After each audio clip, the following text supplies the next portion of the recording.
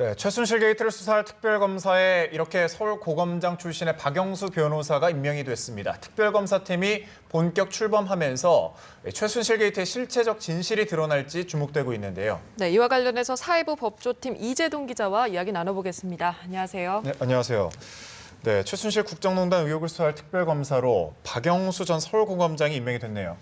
네, 그렇습니다. 야당이 추천한 2명의 특별검사 후보들 중에서 어제 박근혜 대통령이 임명을 했습니다. 임명 시한이 오는 금요일까지였는데 예상보다 빨리 임명이 됐습니다.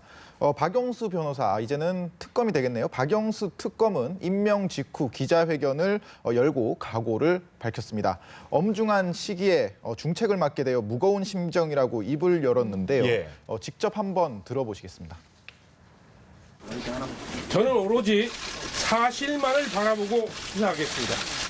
또한 결코 자고우면하지 않고 법과 원칙에 따라 철저히 수사할 것입니다. 일체의 사실관계에 대한 명백한 규명에 초점을 두고 수사 영역을 한정하거나 대상자의 지위고하를 고려하지 않을 것입니다. 일체의 정파적 이해관계 역시 고려하지 않을 것입니다. 네, 역시 수사통다운 원칙을 밝혔죠. 어제 저희 법조팀의 막내 기자도 직접 저곳 현장을 찾아서 현장을 직접 취재를 했었는데요. 굉장히 분위기가 비장한 분위기였다, 이렇게 전해왔습니다. 아무래도 헌정사상 처음으로 현직 대통령을 수사해야 한다는 무게감을 느낄 수밖에 없었을 겁니다. 네.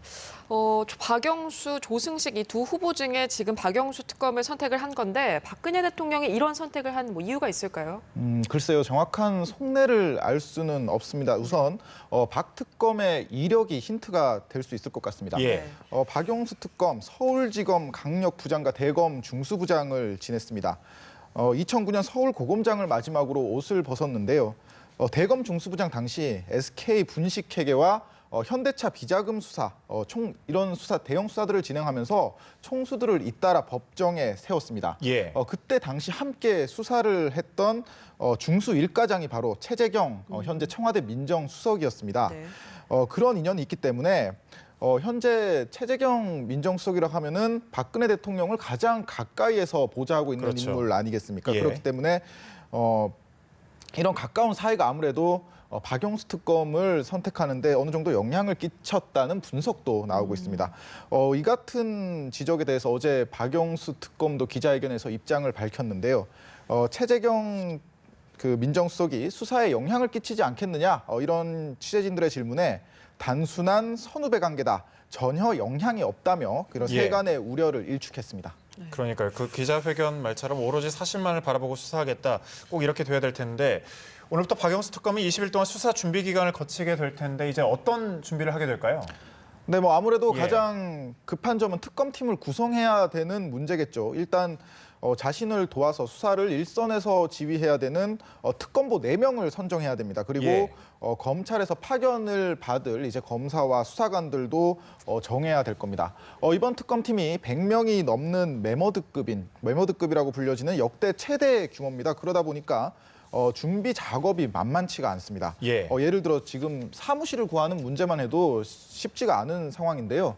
어제 기자회견에서도 박영수 특검이 기자들에게 사무실을 좀 구해달라, 이런 농담 섞인 하소연을 할 정도였습니다. 수사 인력의 취재진까지 고려하면요, 특검 사무실의 상주 인원이 한 200명에서 300명까지 달할 것이다, 이렇게 전망이 되고 있고, 여기에 사무공간뿐만 아니라 피의자들을 조사한 그런 조사실이라던가, 그리고 회의실까지 들어가려면은 진짜 필요한 공간이 적지 않게 필요할 것으로 보입니다. 따라서 이번 특검 사무실이 과거에 서초동 법조타운이 아니라 비교적 사무공간이 여유가 있는 것으로 알려진 테헤란로나 아니면 종로나 강화문 인근 등의 특검 사무실이 꾸려질 것이다, 이런 분석도 나오고 있습니다. 네, 잘 준비를 해서 앞으로가 참 중요할 것 같은데 특검의 수사 과제로는 좀 어떤 게 있을까요? 일단 두 앵커분들께서는 이번 의혹에 대해서 어떤 점이 가장 궁금하십니까? 다 풀어야겠지만 아무래도 좀 세월호 7시간을 왜 당당히 밝히지 못하느냐, 이런 것도 있을 것 같고요. 많은 시청자분들께서도 그 부분이 좀 궁금할 것 같아요. 네, 그렇습니다. 지금 말씀해 주신 것처럼요, 아무래도 박근혜 대통령을 둘러싼 의혹이 이번 수사에서 가장 국민들의 큰 관심사가 아닐까 생각이 됩니다. 그렇기 때문에 박영수 특검팀도 대통령을 겨냥할 수밖에 없을 겁니다. 예. 이런 맥락에서 법조계에서도 사실상 이번이 최순실 특검이 아니라 박근혜 특검이다 이런 얘기도 나오고 있는 거고요. 네. 물론 뭐 김기춘 전 비서실장의 직권 남용 의혹이라던가 아니면 우병우 전 민정수석의 뭐 직무유기 의혹 그리고 최순실 씨의 딸이죠 정유라 씨의 뭐 이하여대 특혜 입학 의혹 이런 것들도 수사의 대상이 될 겁니다. 하지만 가장 큰 숙제는 역시 현직 대통령에 대한 수사입니다. 예. 이미 박근혜 대통령은 직권남용과 강요 혐의로 그 현재 검찰 수사에서 피의자로 그리고 그 안종범 전 수석이라든가 최순실 씨의 공범으로 적시가 된 상황입니다. 게다가 그런 제3자 뇌물죄 혐의에 대한 수사도 지금 계속 진행이 되고 있거든요. 예. 그리고 이번 특검 수사에서는 아까 말씀하신 것처럼 세월호 7시간 등 국정 그런 전반에 대한 각종 의혹을 파헤쳐야 되는 그런 의무를 가지고 있습니다. 네. 이제 주어진 시간이 준비 기간을 포함해서 모두 최장 120일에 주어졌거든요. 특검팀에게. 그렇기 때문에 특검팀의 발걸음이 빨라질 수밖에 없을 겁니다. 그렇겠군요. 그동안 박근혜 대통령은 검찰의 대면 조사 요청을 좀 거부해 왔었는데 이번 그 특검 대통령도 특검에는 좀 적극적으로 임하겠다 이렇게 밝히지 않았습니까? 그렇습니다. 예. 어제 청와대가 박영수 특검을 임명하면서 박 대통령이 그동안 검찰의 조사 요구에는 거부해 왔지만 특검 조사에는 응할 것이다 이렇게 밝혔습니다. 예. 그리고 특검 수사와 그런 재판에서 모든 진상이 밝혀지고 책임이 가려지길 바란다고 또 덧붙였습니다. 재밌는 부분은요. 박 대통령이 자신을 공모 피의자로 입건한 검찰에 대해서도 고맙다는 뜻을 밝힌 겁니다. 예. 정영국 청와대 대변인은 박 대통령이 이번 일로 고생한 검찰 수사팀의 노고에 고맙다는 뜻을 밝혔다. 이렇게 대통령이 밝혔다고 전했는데요. 글쎄요, 특검 수사를 앞둔 여유일까요? 아니면 이틀 전 대국민 담화에서 모든 걸 내려놓겠다고 밝혔던 만큼 체념의 표시일까요? 아마 특검 수사를 한번 지켜봐야 할 것 같습니다. 네. 뭐 또 박 대통령의 거취를 두고 야권에서는 당장 탄핵을 해야 한다. 여권에서는 내년 4월에 퇴진을 해야 한다. 이렇게 좀 주장이 엇갈리고 있는데 특검 수사가 영향을 좀 미칠 수 있을까요?